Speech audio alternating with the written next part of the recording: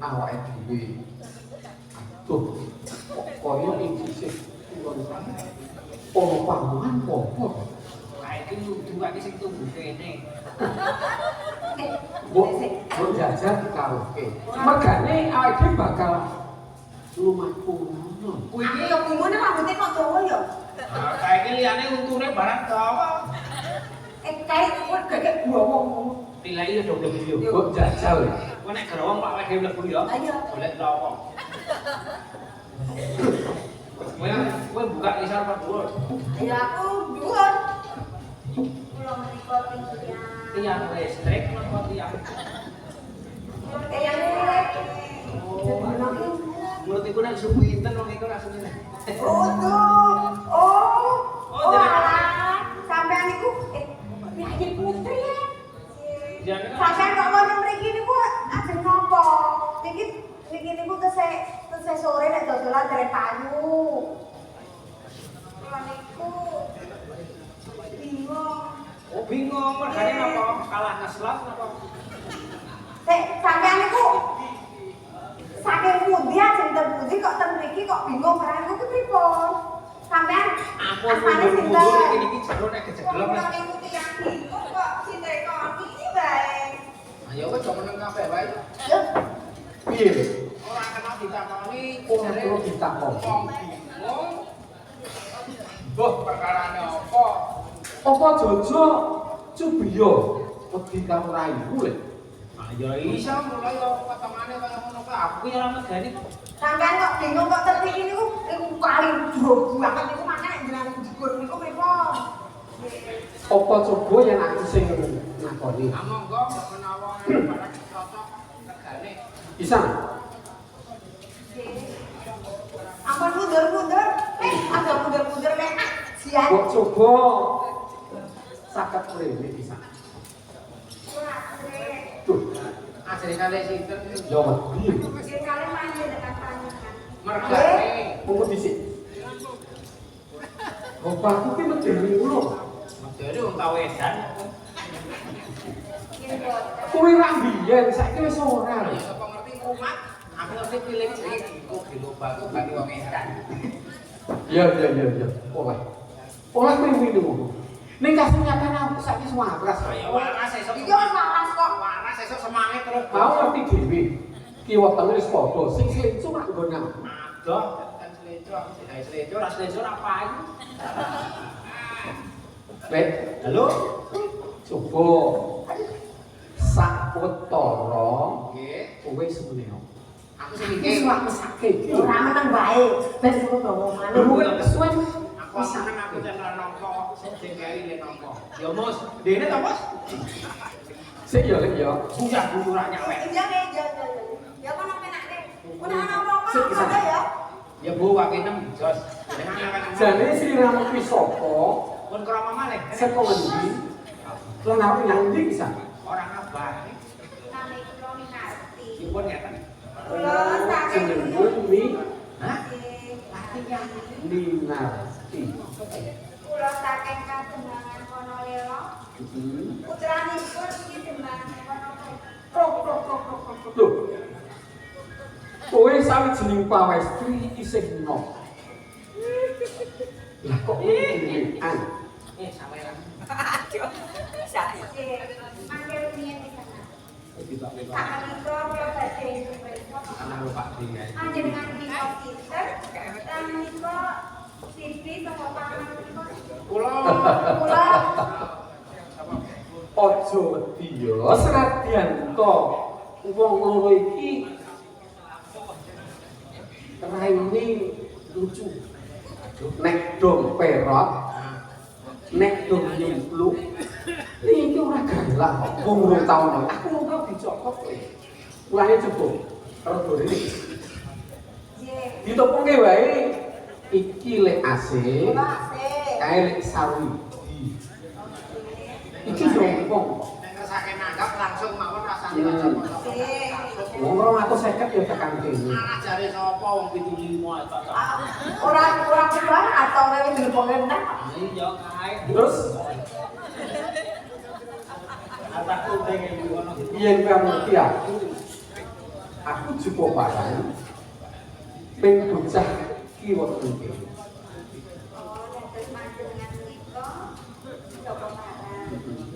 Lo sapa lodang. Nah. Dadi nek delok jagat ning lembut ya loro kuwi.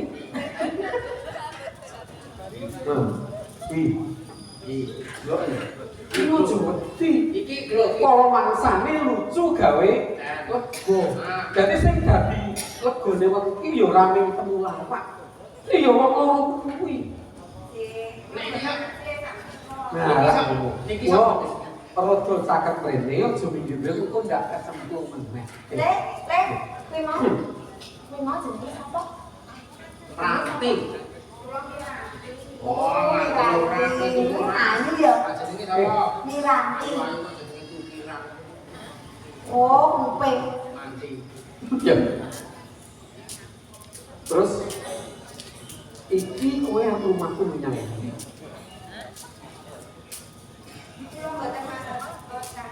Loh, Badhe tujuan kula wonten pundi menika kula mboten makan kok ugi dereng makan. Ingkang baku wonten ing mriki kula kangge panjenengan kula badhe nyuwun pangayoman dhateng panjenengan. tunggu dhisik. Niki Iya, iya. Wah, Awake dhewe gawean ya. agar golek gawe ya. malah wong njaluk pengayoman. Iya ya. Iki mau ngono wae.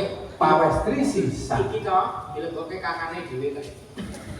Kumpul nang kelurahan to? Aku kok nang kelurahan ya Pak Lurah Pak. Monggo dhisik, Bro. Kowe njaluk pengayoman karo aku. Lho, tegese pengayoman kang kepiye? Nggih pangayoman. Sejatosipun kula kesah saking kampungan kula menika badhe pun jawabken kalih Adipati Gendro Sekti. Arep dijawabke karo Adipati Gendro Sekti. Nggih, Aku mboten kersa. mboten Pak. Sing goleki sing Kowe ra gelem. Nek kasetan. Waduh, gawe. Ya ngerti. Nggih, Kowe ra gelem. mboten. Ngapusi yo. Kowe durung. Kowe ngapusi karo aku. Saestu Loh. kula mboten goro. Kowe ngerti dhewe.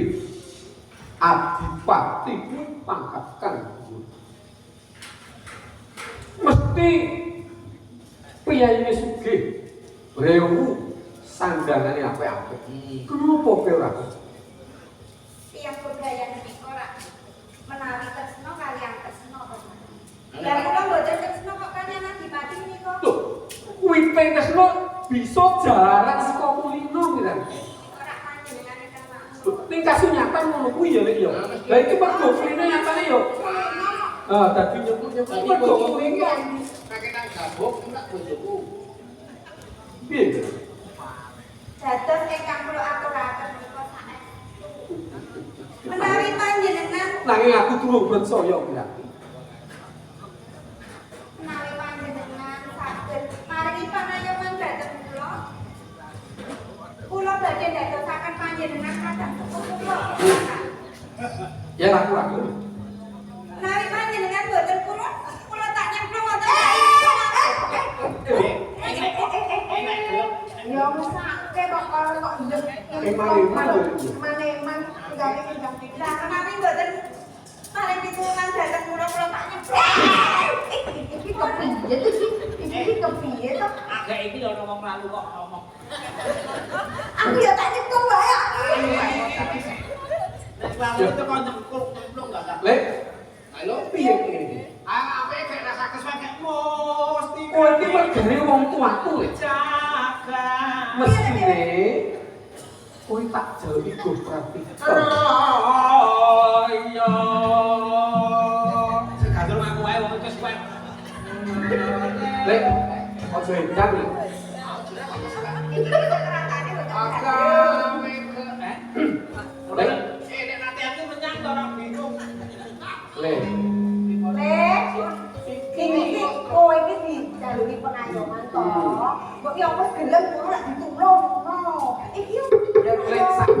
pancen jadi pikiran itu dunia aku sebab aku langgar gue gawean magang dari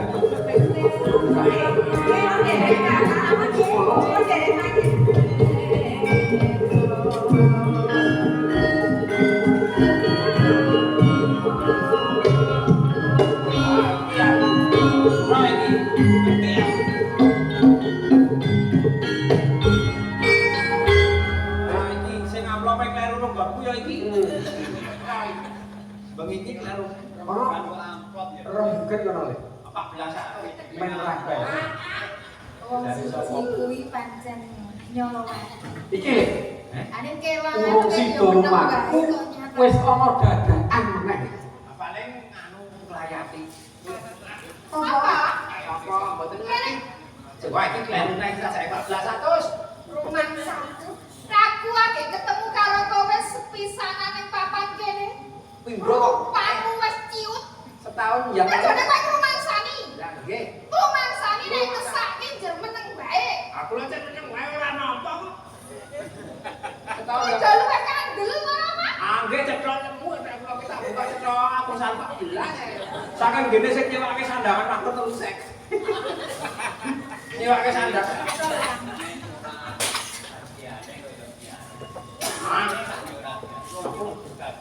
wong kula ngerti kula ya ora ana wong arep kok jebulane wonten. Kowe ning kono kok jur karo aku besemut ki nopo? Jan rupa kula niku ngeten iki pengaruh tanggal karo kasumbangan. Ora kudu sing karo aku. Mboten sing dijengeti apane aku nek ngene iki ngono bojoku tak pegang pepek.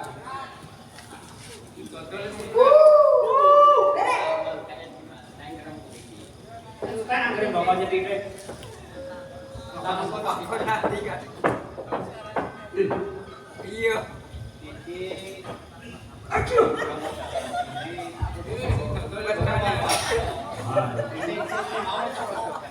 Mas, Kene dirati. Ojo mikir-mikir ndak kecemplung lho. Mas, kakean banyak nih sampai Dan siapa?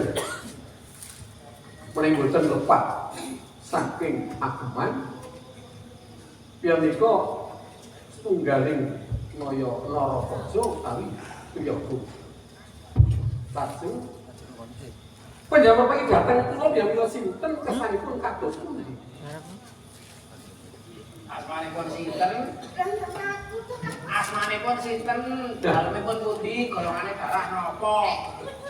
soalnya nomor. Kaya wong sukses mas. Sing pensiunan kok masih kowe. Aku Windu Kesuma, putra dalem Kanjeng Prabu Kesuma ing Linggo. Kula parang kesumo. Iki Kesuma putra dalem Raton Linggo kula. Aduh iya, yo pamunten. Pitragati napa? Kowe kenalke dhewe. Kirang sito-sito. Aing dulu matur datang penjenengan. Yo, aku diwanti yo. Iya. Aku sekarang kadane Kang Mas Indu Kusumo. Yang dirajin sekarang kadang sekolah kok kadang ini. Kadane nang Oh kadang. banjur penjanji sapa? Ini Pulau Ponjoko Parang saking dusun Ngasi. Kan Joko Pak. Ini Banjur sing siji kae. iki adik Pulau Pon. Romi Marti tenaga. Bojomu kok? Boten. Menika Kang Mas kula. Oh, dadi ku dudu bojomu. Bojone. Nek ngono ya ora apa-apa umpama aku cangket to. oleh ora apa. Ora apa-apa. Sampeyan saged. Ning go sikit Mas. Wong kenal biru duwe kok yo bisa.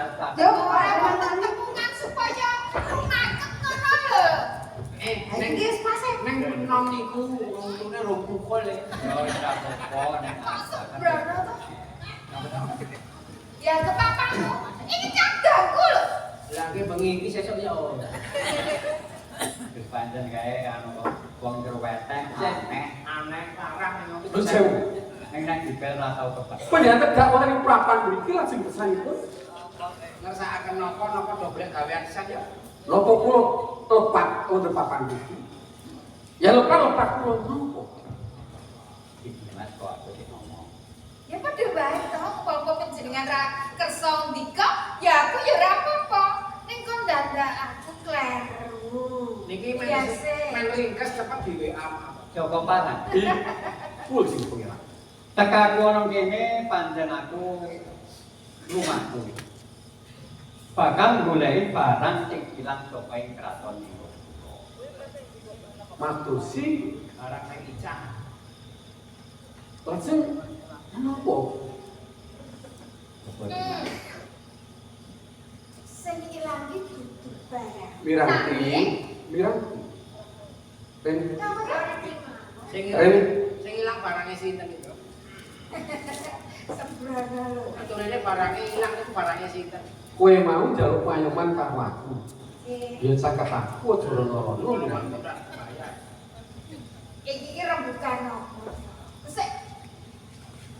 Aku karo kadangku ki pancen lumaku tekan ing papan kene. Nggih.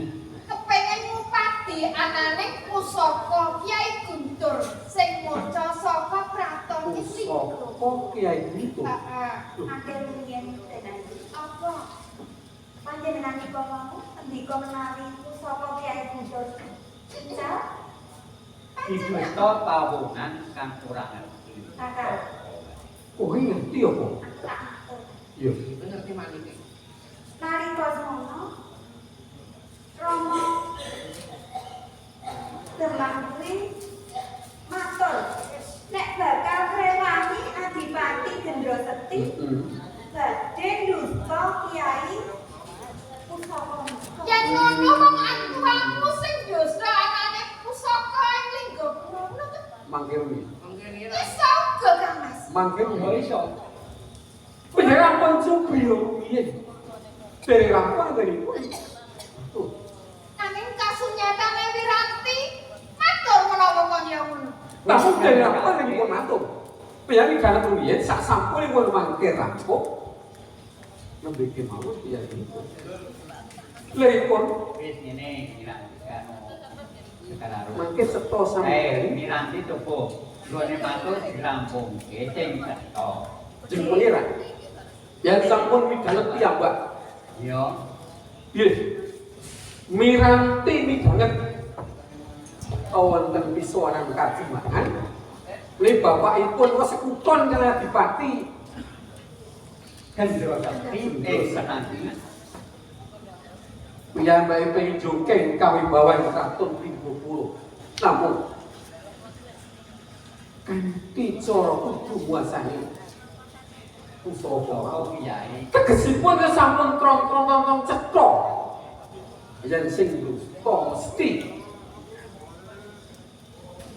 Yen ora senang kan wono sakto yo tak wajib barang. lurah ngaten menika pun Miranti wajar saking kademangan Jadi iki tegesipun Miranti kemang Wonokerto. boten niku dosa tak ngoten to Piye Mas? Bisa uga pancen kudu. Nang kepiye wae anane pusaka Kyai Guntur kudu bali. Kon ndur ana ing ndukmu. iya nun sewu Pancen kudu mangkon. saking ngeten kemawon dal punika kula midhanget bilih ing kraton Linggo midhanget rawa bab sinang bilih kraton nampi Prabu Dekenang kula ing pengangkah kepengin magang dados prajurit yen pancen samangke kula pun pamidal prajurit kula ing badhe nglacak anggenipun pusaka kula saged Iwat beneran iki. Kanthi cara mengkene mbok menawa pusaka pancen kudu mulih saka tangane Joko Parang utawa saka aku langsung. Mula kene wae. Reh ning saiki kowe kepengin golek kalian. Aku karo adikku Kenarung tanggung jawab ya. Tanggung jawab. saestu Lek nek pokoknya iso. kowe percaya aku bab kanuragan bab kasekten Limirit bopok wis ora kuat. Iki pusakane teko mang yo kene dhewe dadi parep. Parep pusaka. Ini baik. Murah tak kesuwen. Ayo bareng-bareng dimulai. Pusaka Kyai Guntur, muga-muga enggal ketemu. Ayo, kula nyambuke wonten pundi kraton engkang dusta pusaka wau. Kula ngebat menika. Ayo bareng-bareng dimulai Mas. Saka para lan piranti lan paman. Ayo. Ayo piranti, tiga kali.